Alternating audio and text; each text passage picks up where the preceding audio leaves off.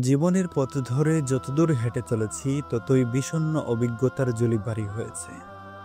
কত বাজে অভিজ্ঞতা থেকে শিক্ষা পেয়েও বারবার সেই একই ভুল করে বসি। জীবন বিচিত্রতায় ভরপুর এক পথ চলা।